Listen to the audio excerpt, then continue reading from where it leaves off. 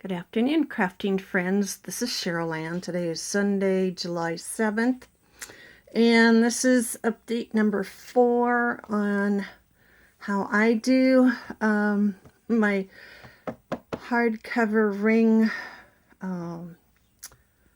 book journals. And this is the Americana themed number 2.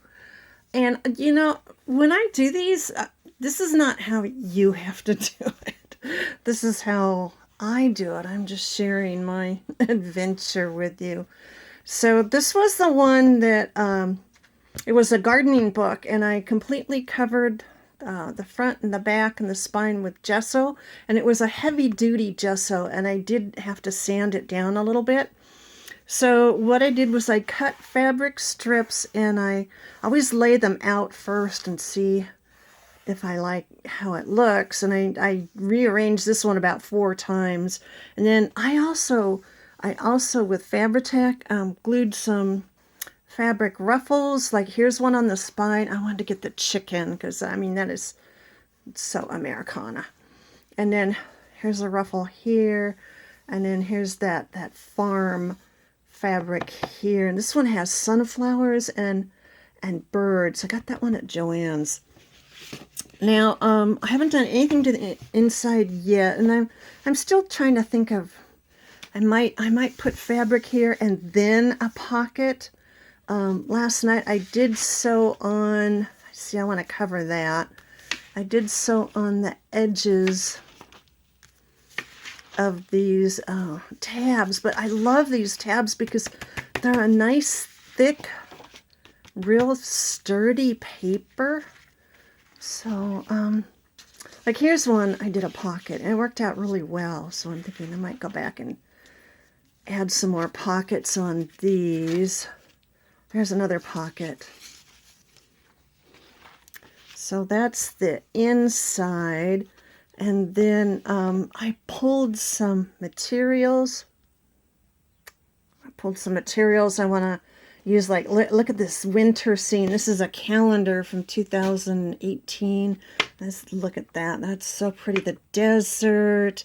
Here's a lake. Monument Valley. That might be Montana. Looks like Hawaii. So I have that, so I can pull some of those. Then I have this, I had a paper pad. I love the coyote. This is from a book on Sedona that I got at the library for $1. Then I've never used it. I've got this, it's a quilting pattern paper, but it's really nice. It's really nice thick paper. It'll go perfect because this journal's a little bigger. And then I found, oops, that one is cut. I found this one, so I can make a couple pockets or tags out of that. I have some envelopes. I have some more envelopes. This is the paper pad. It's called Desert Dream, and it's from Michael's, but I like that one. Oh, there's a cactus one. Oh, there's rock. Oh, here's that book of Sedona, so I have that. And I found another paper pad. This one is more kind of travel, but I thought some of these papers could go with the Americana theme.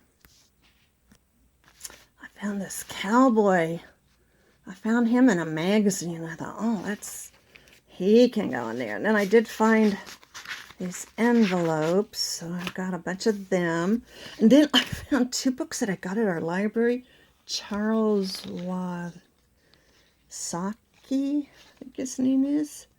Never heard of him, but look at these. Oh my goodness, look at the Pilgrims, and here's something on the DAR. Here's Uncle Chucky's Bird Farm. And I thought, well, that looks very Americana. This guy was, he is an American artist. And oh my gosh, look at this one. Isn't that adorable? I'm not going to cut these. I'm going to fold them.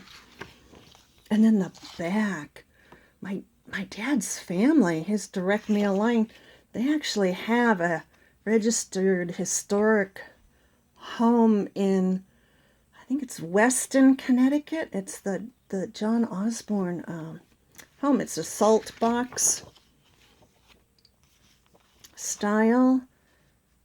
Here's, oh, look at the railroad, east and west. I mean, that's part of our history and heritage. So I'm still looking for things. I did pull out some things from the book, and I've got a couple of his calendars on order from Amazon. But look at that. Oh my gosh, it's got the airplane and the covered bridge and the dancing.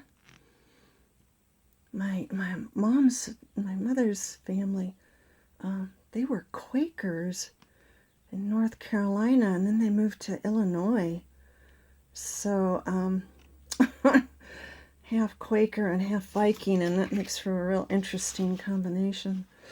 I pulled this from the front cover of the book just because it had so many nice symbols, a Liberty Bell, the music. I was going to say the Appalachian music I can really relate, because part of them were Scots-Irish.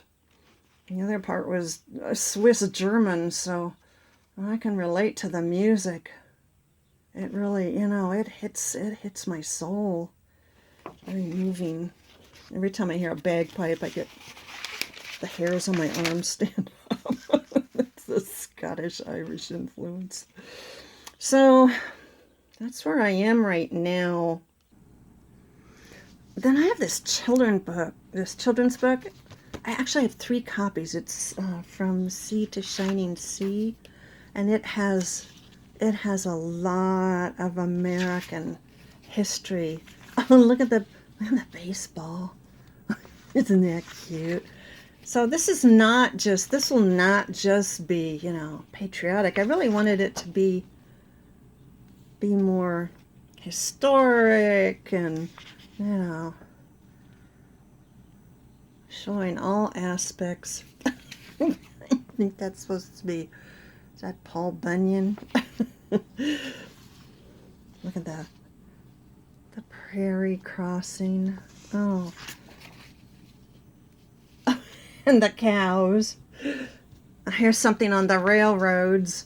My husband's, both his father and grandfather were railroad men back in Pennsylvania.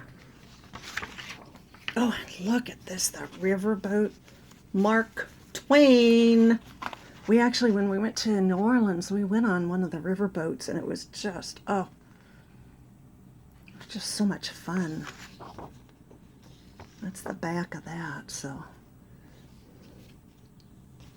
And here's the Erie Canal.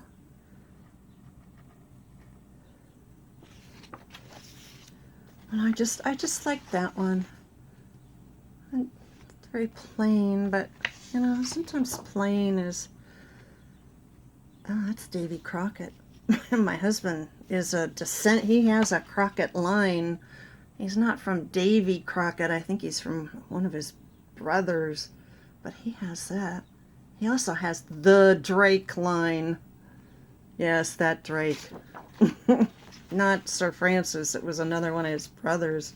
Oh, here's Paul Revere's Ride. I always thought I would love to do a biography on Paul Revere, because he was one of the Sons of Liberty, and he's just much more, he deserves a lot more credit than he gets. He's kind of unknown. I mean, everybody knows about Paul Revere's Ride, but they don't know the whole story. So that's what I have for now, and I'm going to spend the rest of the day working on this, because the humidity here, we have high clouds and the humidity is awful. So this will be part 4, and Happy crafting to you, and I'll see you next time. Bye for now.